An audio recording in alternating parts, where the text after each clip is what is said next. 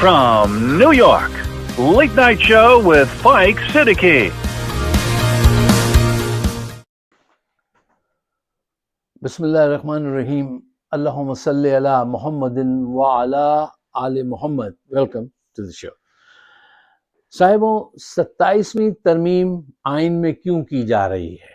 کون کرا رہا ہے؟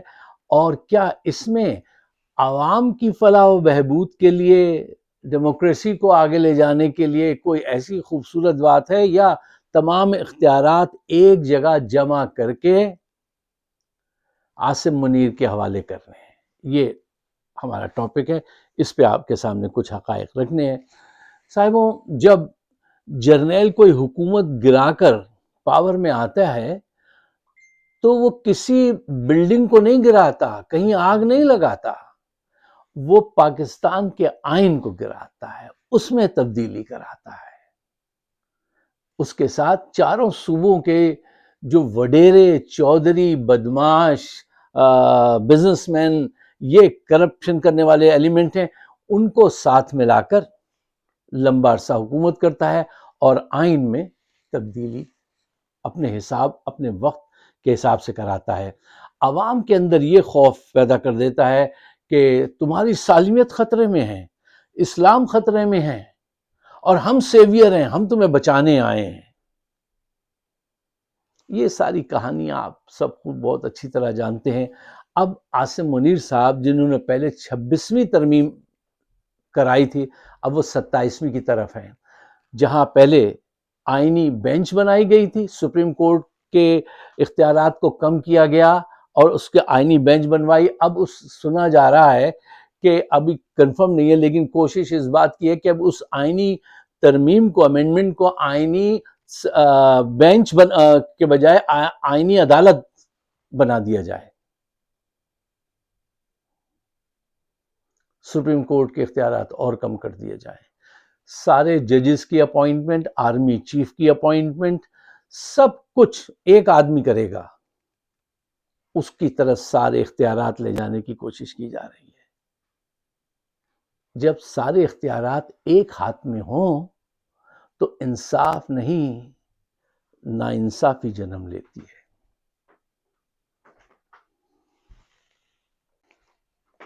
اچھا لک صاحبو، دیکھیے، یہ پہلا نہیں، عاصم منیر پہلا نہیں، یہ چوتھا جرنیل ہے جو آپ کے ساتھ زیادتی کر رہا ہے اور کرے گا، اور پھر تھوڑی دیر میں آپ بھی بھول جائیں گے، ٹھیک ہو جائیں گے، ٹھیک ہے زیادتی کرنے دو۔ یہ اس قوم کا رویہ ہے ہماری۔ وجہ یہ نہیں ہے کہ یہ کوئی بہت اسٹرانگ لوگ ہوتے ہیں جرنیل، نہیں، یہ اوپر سے کڑک وردی نظر آتی ہے، اندر سے ٹرمبل ہوتے ہیں، یہ کانپ رہے ہوتے ہیں۔ وجہ یہ ہے کہ ہم بہت کمزور ہیں، اور خاص کر کے ہمارا وہ طبقہ جس کے ہاتھ میں کچھ پاور ہے، کچھ اختیار ہے، جو کچھ کر سکتا ہے، وہ منی سینٹرڈ لوگ ہیں۔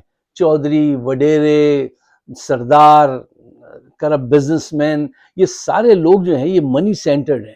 ان میں ذرا سی بھی اخلاقیات یا وطن سے محبت، اسلام کی کوئی چیز نہیں ہے۔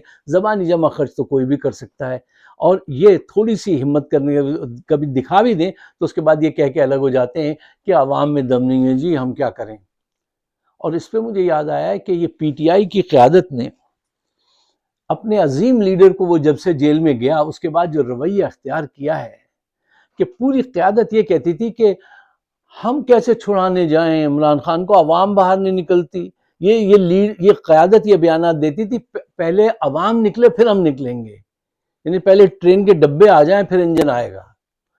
ارے انجن کھینچتا ہے ٹرین کے ڈبوں کو، ڈبے نہیں کھینچتے ہیں۔ لیڈرشپ لیڈ کرتی ہے، وہ آ کے لے کے چلتی ہے۔ اور یہ سارے بدماش جو تھے وہ یہی کہتے رہے کہ عوام باہر نہیں نکلتی، ہم کیا کریں۔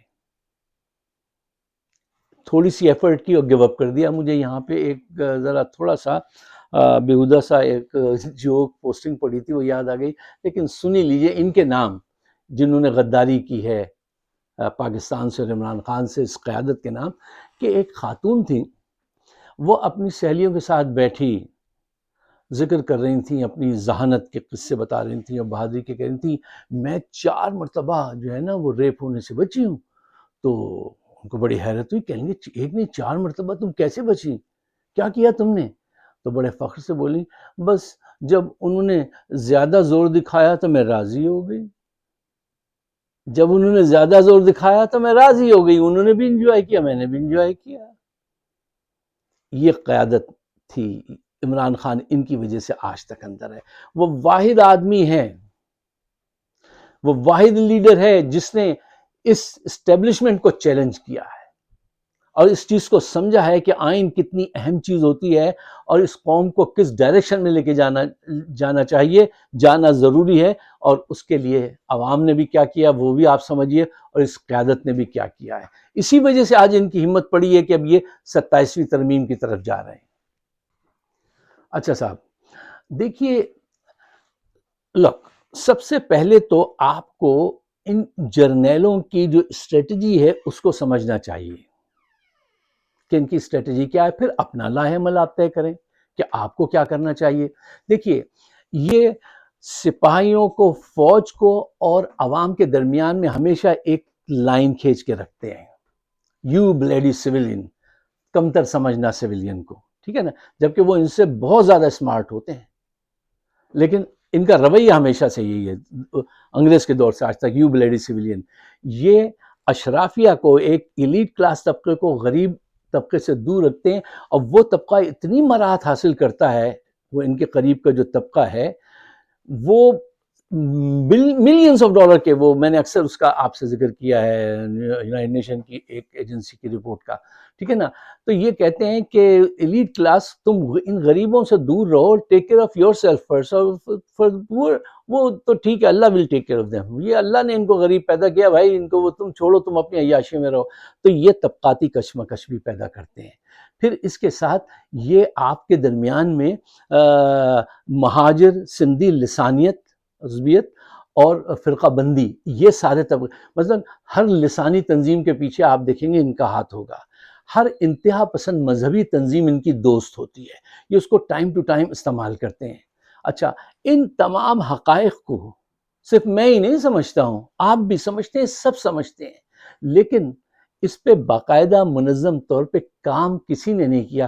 کتنے عالموں نے اس پہ کام کیا ہے، کتنے پروڈیوسر نے اس پہ فلم بنائی ہے یا ڈرامے لکھے ہیں، اس چیز کو، ڈیوائیڈ کو ختم کرنے کے لیے۔ یہ لسانیت، عصبیت، مذہب، فرقہ بندی کی یہ جو ڈیوائیڈ ہے، یہ جب تک ختم نہیں ہوگی آپ ان کے خلاف کوئی مؤثر اسٹریٹجی نہیں بنائیں گے، کیونکہ یہ آتے ہی ہر صوبے کے چودھری، وڈیرے، بدماش، سردار اور کرپٹ بزنس مین ان کو ساتھ ملاتے ہیں، وہ منی سینٹرڈ لوگ ہوتے ہیں، ان کو کسی کی پرواہ نہیں ہوتی، ٹھیک ہے۔ پھر یہ آئین کو تبدیل کراتے ہیں، 10 سال نکال لیتے ہیں اس وجہ سے۔ قانون ان کے ہاتھ میں، وڈیرے ان کے ہاتھ میں، اشرافیہ ان کے ہاتھ میں، میڈیا ان کے ہاتھ میں، یہ وجہ، اور آپ کو کرتے ہیں یہ ڈیوائیڈ ہمیشہ۔ جب تک آپ یہ ڈیوائیڈ ختم نہیں کریں گے، میں آپ کو ذاتی اس کی ایک بات بتا دیتا ہوں، چلیے، کہ دیکھیے، جیسے میں نے ابھی کہا نا کہ جب تک آپ اس پہ کام نہیں کریں گے باقاعدہ پریکٹیکلی، میں اردو اسپیکنگ ہوں، جو اردو اسپیکنگ جو کہتے ہیں، جو ہمارے پیرنٹس وہاں سے انڈیا سے، یو پی سے پاکستان آئے تھے، اچھا، میرے کچھ دوست میرے پیٹھ پیچھے کہتے ہیں یار یہ اردو اسپیکنگ کے لیے کیا آواز اٹھائیں گے، ان کی اپنی بیوی پنجابی، ان کا بچپن پنجابی دوستوں کے ساتھ گزرا، اور ان کے بچوں کی سب کی شادیاں جو ہیں وہ پنجابی اور پٹھان لوگوں میں ہوئیں، سوائے ایک بیٹی کے۔ اچھا، اس کی وجہ یہ ہے کہ میں نے کرائیٹیریا ہمیشہ یہ رکھا، کردار، ایجوکیشن، یہ کیا ہے، تو مجھے تو کوئی کبھی تکلیف نہیں ہوئی۔ اب کچھ دوست یہ تک کہتے ہیں یار یہ ان سے کوئی توقع نہ رکھو، یہ پتہ نہیں چلتا یہ پنجابی ہے کہ پٹھان ہے، یہ شیعہ ہے کہ سنی ہے، یہ ہے کیا۔ ایک دن میں مسجد میں بیٹھا ہوا تھا یہیں لانگ آئیلینڈ میں، تو ایک بزرگ میرے پاس آئے اور انہوں نے آ کے میرے کندھے پہ ہاتھ رکھ کے پوچھا، پتر تو اردو ہے کہ پنجابی ہے؟ تو میں چونک گیا، میں نے کہا جی چاچا جی میں پاکستانی ہوں اور مسلمان ہوں۔ تو پھر وہ وہاں سے چلے گئے۔ اتنی گہری روٹس ہیں آج تک، یہ جو ہمارے 50 60 70 سال کے بزرگ ہیں، ان کے دلوں تک میں یہ ڈیوائیڈ موجود ہے، پتر تو ہے کہ اعتداس۔ تو یہ ڈیوائیڈ جب تک ختم نہیں ہوگی، آپ کوئی بڑا کام پاکستان کے لیے نہیں کر سکیں گے۔ آپ اپنی آنے والی نسلوں کے لیے اس ڈیوائیڈ کو، شیعہ سنی، سندھی ورسس مہاجر، پنجابی پٹھان، اس کو ختم کرو۔ اس میں نقصان آپ کا ہے، فائدہ ان کا ہے جرنیلوں کا۔ جرنیلوں کو پیچھے دھکیلنا ہے، یہ سب چیزیں ختم کر دو، ورنہ مارے جاؤ گے، مارے جا رہے ہو آج تک۔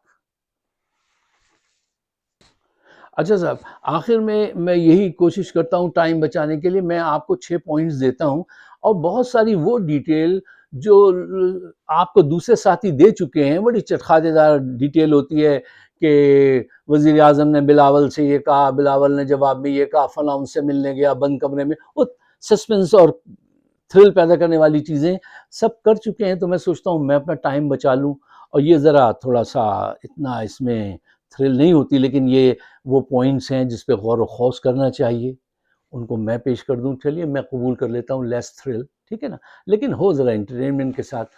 تو 6 پوائنٹس ہیں، ان پہ میں چاہتا ہوں آپ خود بھی غور کیجئے، دوسروں کو بھی دعوت دیجئے، اس پہ غور کریں، اگر آپ کی سمجھ میں آتے ہیں تو آپ ایگری اور یو میں ڈس ایگری ٹو۔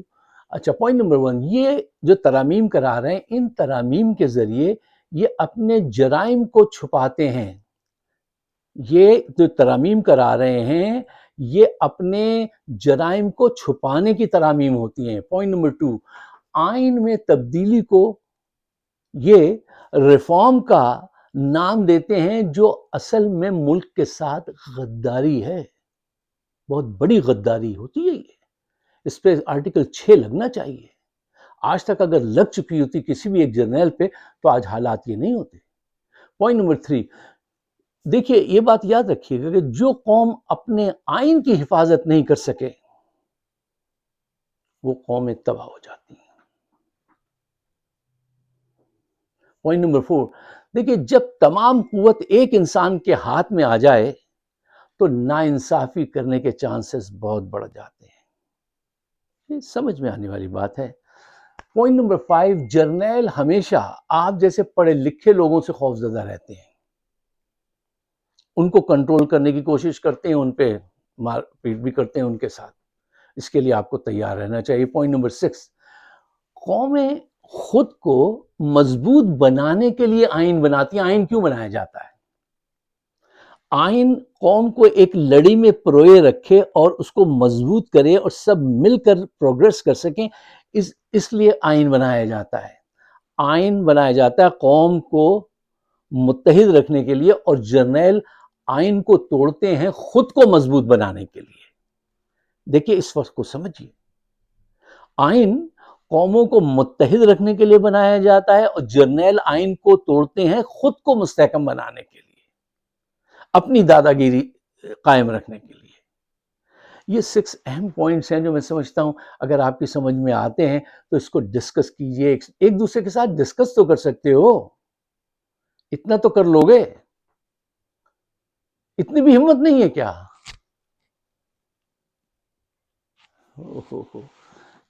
ضرور ڈسکس کیجئے، اس بات کو آگے بڑھائیے۔ اگر میرے خیالات آپ کے سمجھ میں آتے ہیں، ویڈیو کو اپنے مختلف گروپس میں شیئر کیجئے، کیونکہ ہمارے ساتھ تو انہوں نے جو کچھ لگا رکھا ہے پیچھے، اور جو لوگ یہاں سے بھی بیٹھ کے کرتے ہیں، مجھے ان کا سب کا ذاتی طور پہ کچھ ذرائع سے علم بھی ہے، وقت آنے پر حساب کتاب کریں گے۔ ابھی تو خاموش رہنا چاہیے، خاموشی سے اپنا کام کرنا چاہیے، لیکن میں پہچانتا ہوں ان سارے چہروں کو، اور ان کے اعمال، ان کے کردار سب کو جانتا ہوں۔ لیکن یہ وقت ہے، گزر رہا ہے، گزر جائے گا بھائی، وقت کبھی رکتا نہیں ہے، آج تک نہیں رکا۔ جب ایوب کا دور تھا نا تو لوگ کہتے تھے یہ تو کبھی ختم ہی نہیں ہوگا، تاحیات سدا ہے، گزر گیا۔ ضیاء کا دور کبھی ختم ہی نہیں ہو سکتا، یہ تو اتنا کڑی اور اتنا مضبوط، وہ بھی گزر گیا۔ مشرف کہتا تھا یہ وردی تو میری اسکن ہے، میں نہیں چھوڑوں گا، وہ بھی گزر گیا۔ یہ کہتے ہیں کہ یہ سب کو مار پیٹ کے وہ کر لیں گے، یہ بھی گزر جائیں گے، اور گزرنے میں اب زیادہ دیر نہیں ہے۔ کیوں؟ اس کی ٹائم لائن میں یقیناً کوئی ٹائم ایسا ہوگا۔ اور آج سوشل میڈیا کا دور، عمران خان کی قیادت کسی لمحے بھی میچ کا پانسا پلٹ سکتا ہے۔ مجھے اپنے خیالات سے نوازیے گا، ہمارا چینل بھی سبسکرائب کیجیے۔ آپ سب کا بہت بہت شکریہ۔